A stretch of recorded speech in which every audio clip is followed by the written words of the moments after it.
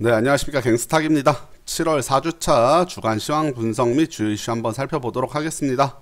자, 먼저 이번 주 주요 이슈 한번 살펴보면 먼저 FOMC 있었죠. 7월 25, 26일 양일간 FOMC 열렸는데 역시 기존 예상과 동일하게 기준금리 동결됐고, 그리고 비둘기적 메시지가 좀 있었다고 판단이 됩니다. 자, 일단은 고용 지표는 좋으나 물가 인상률이 연준의 예상대로 오르지 않고 있기 때문에 이런 게 좀 발목을 잡고 있다. 요런 뉴스가 나오면서, 자, 시장에서는 이제 올해 금리 인상은 더 이상 없을 것이다, 이런 전망도 나오고요. 일단은 9월부터는 자산 축소가 일부 시작될 수도 있겠는데, 자, 9월에는 금리 인상이 없을 것으로 좀 예상이 되고 12월 달까지는 좀 한번 지켜봐야 되지 않나, 이런 생각이 듭니다.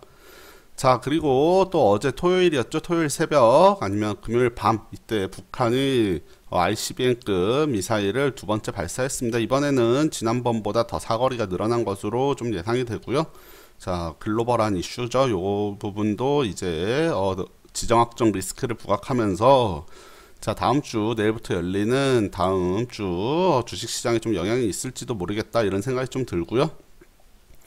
자, 정부에서 GDP 성장률, 올해 GDP 성장률을 2.6%에서 3.0%로 0.4%포인트 좀 인상했습니다. 자, 지금 뭐 아주 좋다는 것이죠. 수출도 좋고 내수도 좀 살아나는 기미가 보인다, 이런 이슈로, 자, GDP 성장률을 소폭 인상했다.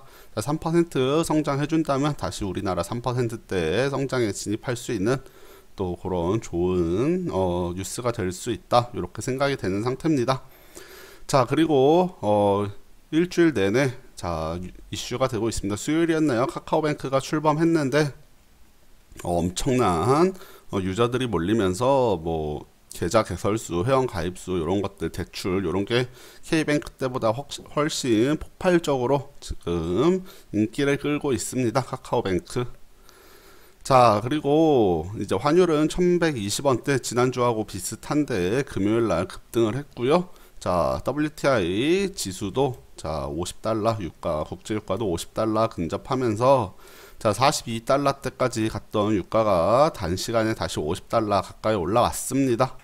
자, 이렇게 주요 이슈 한번 살펴봤고요. 뭐 딱히 저희 그 증권 시장에 큰 영향을 미칠 만한 이슈는 없었다, 이렇게 판단되는 일주일이었습니다.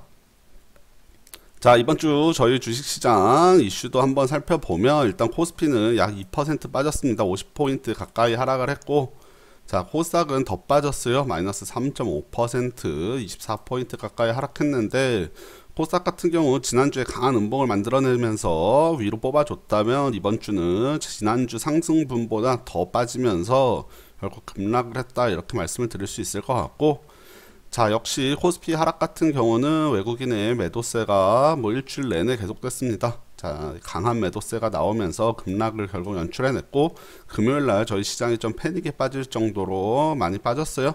자, 기존에 저희 주식시장, 우리나라 주식시장이 이렇게 빠질 때는 일반적으로 시장에 강한 악재가 있을 때 일시적으로 빠지는 경우가 많이 있었는데, 자, 이번 주 같은 경우는 뚜렷한 악재 없는 가운데서 시장이 좀 많이 급락을 하지 않았나, 이런 생각이 들고, 자, 앞으로 또 시장 방향성, 외국인의 방향성이 얼마나 중요한지 이런 거 좀 지켜봐야겠는데, 자, 일단은 원화 강세가 계속되고 달러 약세 지속되고 있기 때문에 외국인들이, 자, 매도를 하고 시장에서 이탈할 것 같지는 않다는 생각이 좀 들고 있고, 자, 그렇다면 이제 2분기 실적 발표와 함께 대형주에서 좀 지금 자금들이 많이 빠져나오고 있는데, 대형주에서, 자, 중소형주와 코스닥 쪽으로 좀 이렇게 자금의 이동이 생긴다면 오히려 개인들한테는 투자하기가 좋은 환경이 될 수 있다는 좀 기대를 해보고는 있습니다만, 일단은 지금 좀 강한 매도세가 저희 시장의 발목을 잡고 있다, 이렇게 말씀드리겠고요. 자, 그리고 셀트리온 헬스케어가 신규 상장했죠. 코스닥 시장에 신규 상장하면서, 자, 셀트리온 헬스케어 시가총액 2위로 올라갔습니다. 2위. 자, 상장하자마자 시가총액 2위로 올라갔고, 자, 카카오가 코스피로 이전 상장하면서 시총 2위가 바뀌었었는데 다시 셀트리온 헬스케어가 2위로 강하게 진입했고, 자, 금요일날 급락장에서도 15% 정도 자, 급등을 하는 그런 모습 보였습니다. 자, 이렇게 주식시장 이슈도 살펴봤고 차트 한번 간단히 살펴보도록 할게요. 자, 현재 보시는 화면 코스피 주봉 차트인데요. 자, 이번 주 음봉 보시면 강한 음봉이 하나 나왔습니다. 2% 정도 하락하는 강한 음봉 나오면서 2400선을 간신히 지지해주는 모습 나타냈는데, 자, 주봉 차트 길게 보시면 뭐 이 정도 조정은 조정도 아니라고 보입니다.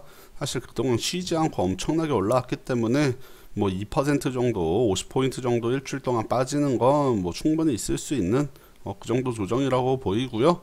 이제 5일선 만나는 5일선 살짝 깨고 내려왔습니다만 이제 5일선 정도에 만나는 그런 모습이기 때문에 뭐 이 정도는 충분히 감내할 수 있어야 된다는 생각이고, 일봉으로 봐도 자, 금요일날 하루 좀 음봉 강하게 길게 뽑으면서 21선 깨고 급락했을 뿐 아직은 길게 보면 뭐 상당히 코스피 지수는 고점에 있다 이렇게 보입니다. 다만 여기서 이제 조정이 얼마나 더 나오고 외국인의 매도세가 얼마나 더 나오는지 이런 거는 좀 더 지켜봐야겠죠.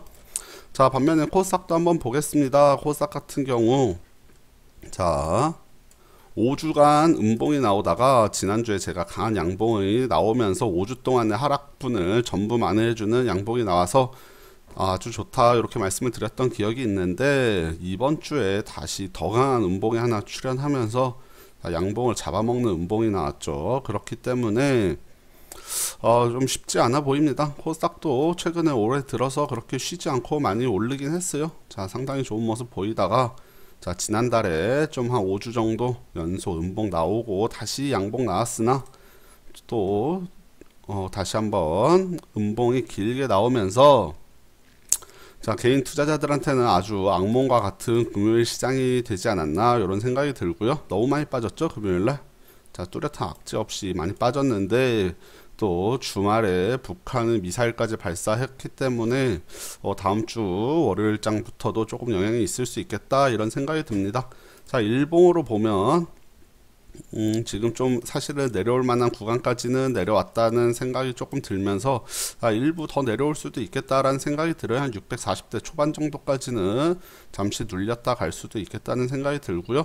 자, 지금 상승 추세를 짧게 본 상승 지지선을 그었을 때 지지 라인을 깨고 내렸기 때문에 좀 더 내려올 수 있다. 아니면 전저점 부근이 650 정도, 전저점 전고점 붙어있는 650선 정도가 좀 더 내려올 수 있는 그런 자리가 아닌가, 저는 이렇게 보고 있습니다. 자, 요 정도 자리까지는 조금 내려올 수도 있다고 지금 봐야 돼요. 하지만 항상 말씀드리는 얘기지만 코스닥은 전체적으로 길게 봤을 때 우상향 추세 유지하고 있기 때문에 좀 눌렸다 가더라도 계속해서 상승 뽑아낼 수 있을 것이다. 저는 이런 관점으로 계속 말씀드리고 있습니다.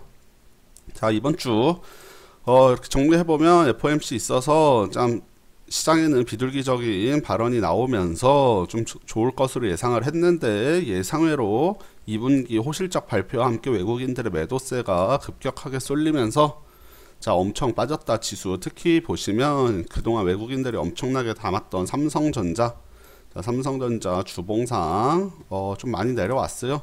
일주일 동안 6.5%나 하락했기 때문에 좀 많이 하락했다고는 볼 수 있으나 아직 차트상 길게 보면 여전히 고점이 있다.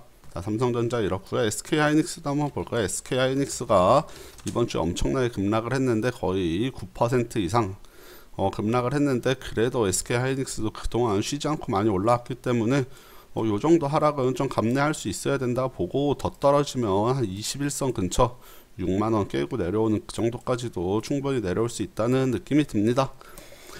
자, 그래서 이번 주 금요일날 급락장 나오면서 많은 개인 투자자분들 지금 걱정이 많으실 텐데 일부 그동안 쉬지 않고 많이 올랐던 부분에서 급락이 나오는 부분이기 때문에 자, 일부 조정은 좀 건전하게 거치고 가는 것이 좋다 이런 생각이 들고, 그 외에 오히려 중소형주 같은 경우는 뭐 코스닥은 많이 빠지긴 했는데 코스피 중소형주 같은 경우는 대형주에 비해서 이번 주 뭐 그렇게 많이 빠지지는 않았습니다. 자, 이렇게 이번 주 좀 힘든 한 주 보내셨을 텐데 다음 주부터 다시 한번 개별 종목들 위주로 좀 뽑아주는 장세 나오길 기대하면서 이번 주 7월 4주차 주간 시황 분석 및 주요 이슈 한번 살펴보는 요 방송은 여기까지 하고 마치도록 하겠습니다. 네, 다음 주에 찾아뵙도록 할게요.